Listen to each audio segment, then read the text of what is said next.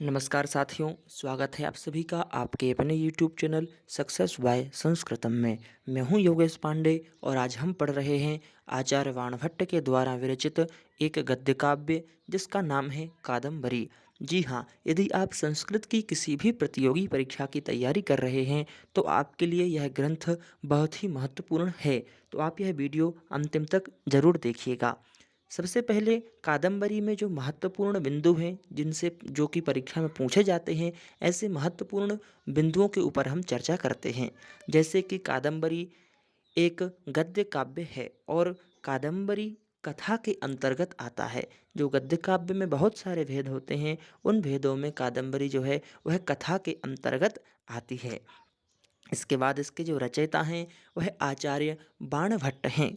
बाणभट्ट के बाद में यानी उन्होंने इस ग्रंथ को पूरा नहीं लिखा है। कुछ भाग जो अंतिम का भाग है वह उनके पुत्र पुलिंद भट्ट, जो कि भूषण भट्ट के नाम से भी जाने जाते हैं, उन्होंने इस ग्रंथ को पूरा किया। इसके बाद इसका रस कौन सा रस है, अक्सर अधिकतर जो है परीक्षा में पूछा जाता है, तो यह शांत रस का ग्रंथ है। इसके भाग कितने हैं, कितने भागों में यह ग्रंथ बटा हुआ है, तो 3 भागों में बटा है, कथामुख, पूर्वार्ध और उत्तरार्ध। इसके बाद इसकी एक बहुत ही महत्वपूर्ण और अत्यंत उपयोगी जानकारी है कि इस ग्रंथ में 3 जन्मों की कथा का वर्णन है। कौन कौन से 3 जन्म और किसके 3 जन्म? तो साथियों, चंद्रापीड़ एवं वैशंपायन, यह जो 2 पात्र हैं, इन 2 पात्रों की 3 जन्मों की कथा का वर्णन इस ग्रंथ में किया गया है। और कुछ जरूरी बातें जैसे कि महाश्वेता और पुंडरीक, ये जो हैं ये आपस में, महाश्वेता प्रेमिका है और पुंडरीक इसका प्रेमी है। इसी प्रकार से कादम्बरी प्रेमिका है और चंद्रापीड़ इसका प्रेमी है। यह 2 युगल हम कह सकते हैं, प्रेमी युगल की कथा इसमें है। और इनसे प्रश्न पूछा जाता है परीक्षा में कि महाश्वेता का प्रेमी या महाश्वेता का नायक कौन है, तो पुंडरीक। और इसी प्रकार से कादम्बरी का नायक कौन है, तो चंद्रापीड़। हमें यह याद रखना है। अब हम साथियों कादम्बरी के मंगलाचरण की ओर बढ़ते हैं, जो कि आचार्य बाणभट्ट ने मंगलाचरण लिखा है और इस मंगलाचरण के अलावा और भी आगे हम इस वीडियो में पढ़ेंगे। चलिए हम मंगलाचरण को प्रारंभ करते हैं। सबसे पहले मंगलाचरण को जानते हैं। मंगलाचरण 3 प्रकार का होता है: नमस्कारात्मक मंगलाचरण, आशीर्वादात्मक और वस्तु निर्देशात्मक मंगलाचरण। तो साथियों, यहाँ पर आचार्य बाणभट्ट ने जो मंगलाचरण किया है, यह मंगलाचरण नमस्कारात्मक मंगलाचरण है। किसको नमस्कार कर रहे हैं, तो हम इसको पढ़ते हैं। रजो जुषे जन मनि सत्ववृत्तये स्थितौ प्रजानां प्रलये तमःस्पृशे अजाय सर्गस्थितिनाश हेतवे त्रयीमयाय त्रिगुणात्मने नमः। इसका अन्वय होगा कि प्रजानाम जन्मनि रजोजुषे, प्रजानाम यानी कि इस प्रजा का, इस सृष्टि का जब इसका उत्पत्ति करते हैं सृष्टि की, तब जो रजोगुण में स्थित होते हैं।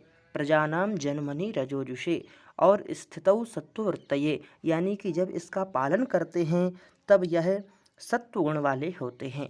और प्रलये तमःस्पृशे यानी जब संहार करते हैं सृष्टि का, तब तमः गुण वाले होते हैं। यानी कौन होते हैं, तो सबसे पहले जो सृष्टि करते हैं वो ब्रह्मा जी होते हैं, जो इसका पालन करते हैं विष्णु रूप में होते हैं, और जो इसका संहरण करते हैं वो भगवान शंकर के रूप में होते हैं।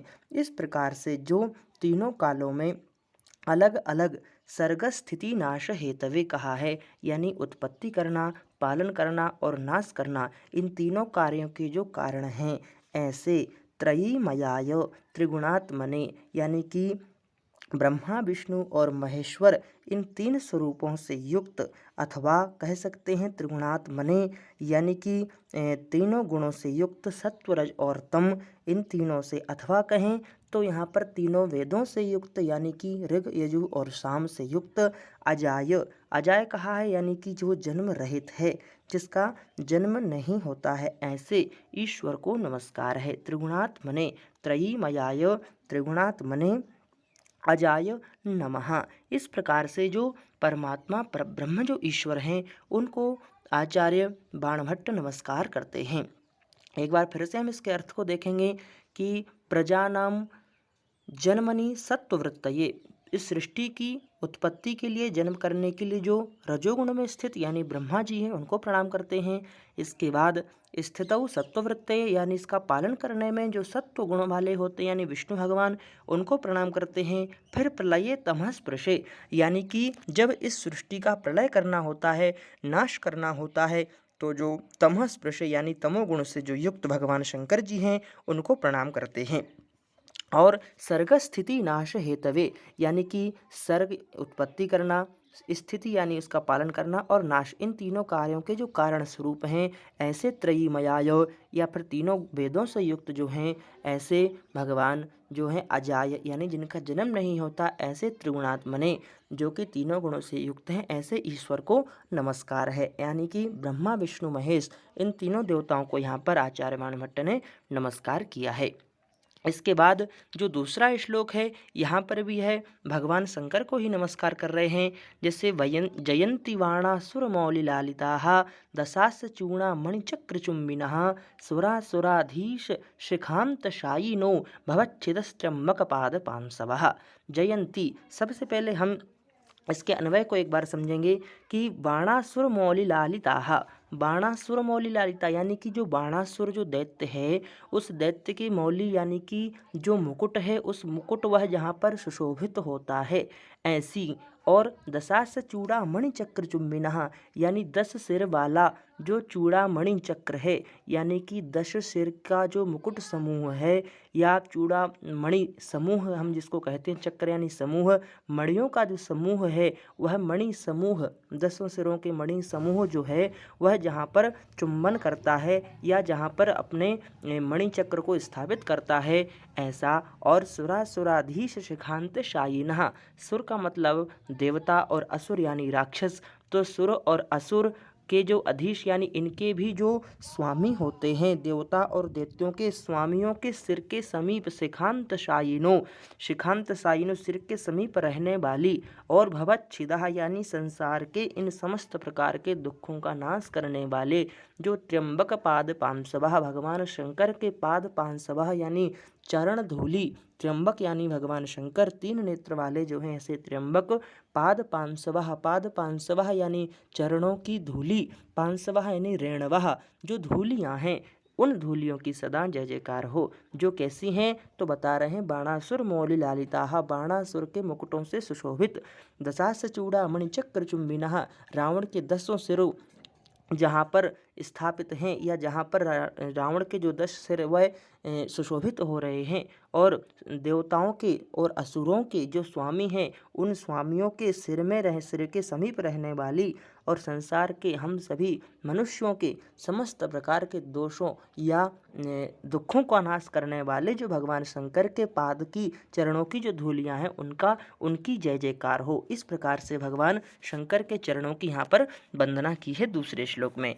तीसरे श्लोक में आचार्य बाणभट्ट जो है वह भगवान विष्णु का जो एक नरसिंह अवतार है, इस नरसिंह अवतार की लीला का यहाँ पर स्मरण कर रहे हैं और उनको भी प्रणाम कर रहे हैं। जयत्युपेन्द्रः सचकार दूरतो बिभित्सया यः क्षण लब्ध लक्षया दृशैव कोपारुणया रिपोरुरः स्वयं भयाद भिन्न विवास्त्र पाटलम।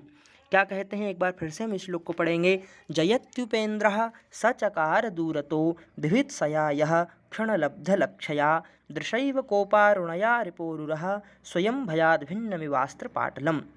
जयत्युपेन्द्रः, किसकी जय जयकार हो तो सह उपेंद्रो जयति। उपेंद्र का अर्थ यहाँ पर होता है भगवान विष्णु, और भगवान विष्णु का ही भगवान नरसिंह जी का भी अवतार है, इसलिए भगवान विष्णु का जो नरसिंह अवतार है उस नरसिंह अवतार की जय जयकार हो। जिसने क्या किया है तो बता रहे हैं कि जयत्युपेन्द्रः सचकार दूरतो, जिसने यो बिभित्सया दूरतः, जिसने विभित्सया यानी कि विदारण करने की इच्छा से, दूरतः यानी दूर से ही, क्षण लब्ध लक्षया कोपारुणया दृशा एव रिपोह उरह भयात स्वयं अस्त्र पाटलम चकार।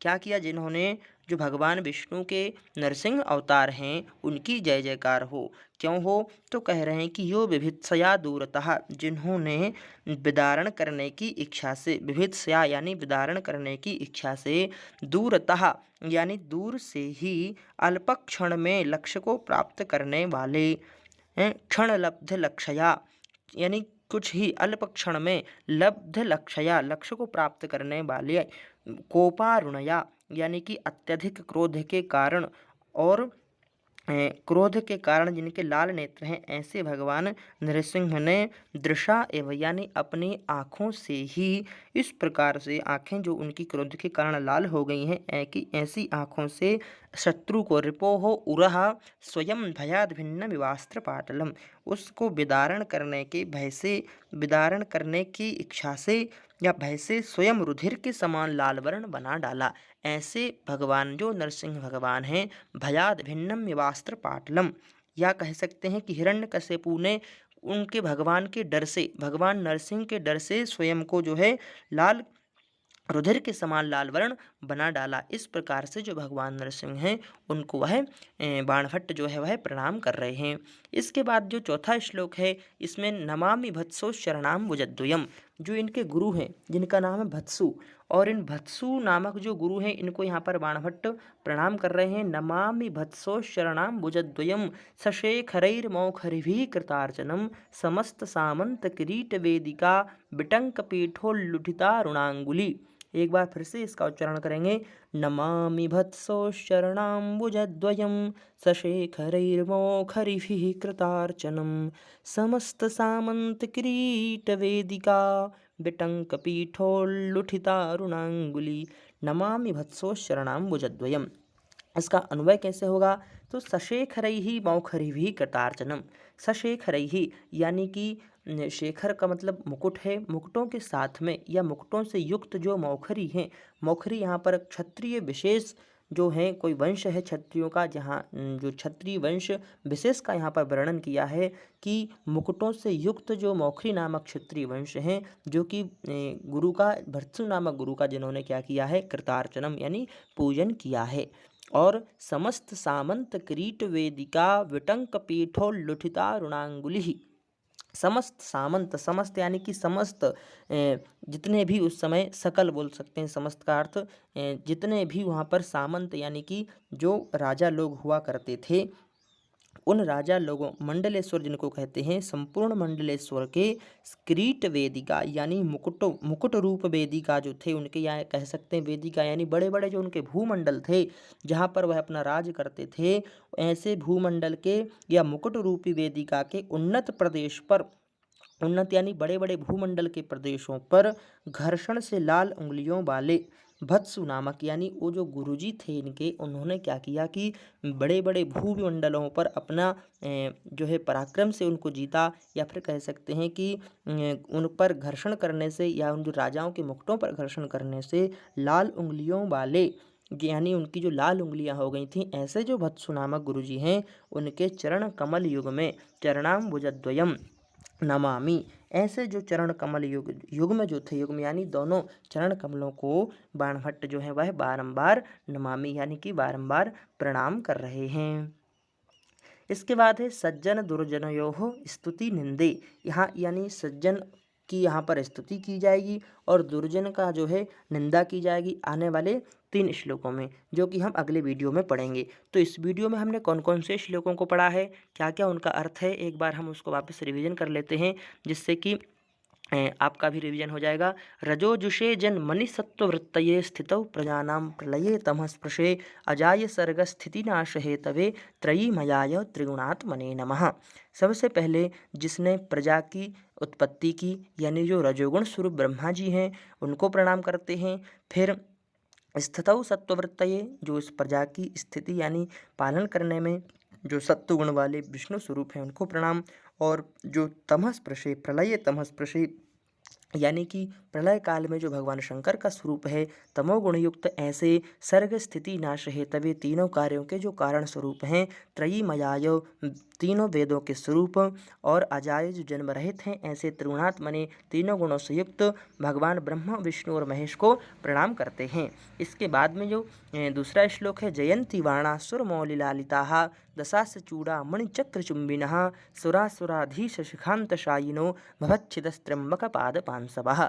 जयंती बाणासुर आदि मतलब बाणासुर का जो मुकुट है वह जहाँ पर सुशोभित होता है, ऐसे भगवान शंकर की पादों पैरों की जो धूलियाँ हैं, और दशा सचूड़ा मणिचक्र चुंबिनः रावण के 10 सिर के जो मुकुट चक्र यानी समूह है मुकुटों का, वह जहाँ पर सुशोभित होता है। इसके बाद सुरासुराधीश शिखांत शायिनो यानी देवता और अन्य सभी प्रकार के राक्षसों के जो स्वामी हैं, जो राजा हैं, उनके सिर के समीप में जो रहने वाली भगवान शंकर के जो चरणों की धूलि है वह हम सभी लोगों का कल्याण करने वाली है। ऐसे भगवान शंकर की वह जो धूलि है वह सदा उत्कर्ष को प्राप्त हो, सदा उसकी जय जयकार हो। फिर कहते हैं भगवान नरसिंह को यहाँ पर प्रणाम करते हैं। जयत्युपेन्द्र सचकार दूरतो विभित्सया क्षण लब्ध रक्षया दृशैव कोपारुणया रिपोरुरः स्वयं भयाद भिन्न विवास्त्र पाटलम। जयत्युपेन्द्र यानी उपेंद्र की जय जयकार हो। उपेंद्र यानी भगवान विष्णु, और भगवान विष्णु का यहाँ पर नरसिंह अवतार का वर्णन कर रहे हैं कि जिसने दूरतः विभित्सया, दूर से ही विभित्सया यानी कि मारने की इच्छा से, उसको जो है विदीर्ण करने की इच्छा से, जो है कि कल अल्प समय में ही उस लक्ष्य को प्राप्त करने की इच्छा से जिन्होंने अपनी आँखों को क्या किया, लाल कर लिया कोप के कारण, और शत्रु का और भंग करने के लिए जिन्होंने आँखें लाल की, दूर से ही लक्ष्य बनाया, तो मानो शत्रु स्वयं उस दृश्य को देख करके डर के कारण अस्त्र पाटलम यानी वह अपने आप को वहाँ पर हताश कर डाला, लाल वर्ण का बना डाला। इस प्रकार से भगवान नरसिंह की स्तुति करने के बाद में अपने गुरु की स्तुति करते हैं बाणभट्ट। नमामि भत्सो शरणाम भुजद्वयम सशेखरैर्मौखरिभिः कृतार्चनम समस्त सामंत क्रीट वेदिका बिटंक पीठोल्लुठितारुणांगुली। भत्सु नामक जो गुरु हैं उनके चरणों में नमस्कार कर रहे हैं, प्रणाम कर रहे हैं। कैसे हैं, बताते हैं कि वह समस्त मौखरी वंश के जो क्षत्रिय, मौखरी नामक जो क्षत्रिय वंश के जो मुकुटों से युक्त जो राजा हैं, जो उनका पूजन करते हैं, और समस्त प्रकार के भूमंडल में जो महामंडलेश्वर आदि जो सामंत हैं, उन सभी सामंत की किरीट वेदिका यानी उनके जो मुकुट स्वरूप हैं वह मानो इनके हाथ फेरने से लाल प्रकार का हस्त हो गए हैं, अंगुलियां हो गई हैं, या फिर जो वेदिकाएं हैं उनकी बड़ी बड़ी जो भूमि प्रदेश हैं, उन्नत प्रदेश हैं, उन उन्नत प्रदेशों पर हाथ के रखने से या उनको अपने अंडर में लेने के कारण उनकी अंगुलियां जो हैं वह रक्त वर्णीय हो गई हैं। ऐसे भगवान या गुरु भत्सु नामक गुरु के चरणों में बारंबार प्रणाम करते हैं। तो आज की वीडियो में हमने कादंबरी के कुछ महत्वपूर्ण जो प्रश्न हैं, जैसे कादंबरी कथा के अंतर्गत आती है, और कादंबरी में शांत रस होता है, और भी कुछ हमने 1-2 प्रश्न यहाँ पर इसके पहले समझे थे, और यह 4 श्लोक आज हमने इस वीडियो में कंप्लीट किए। आने वाले वीडियो में हम इनको पूरा पढ़ेंगे। धन्यवाद सभी को।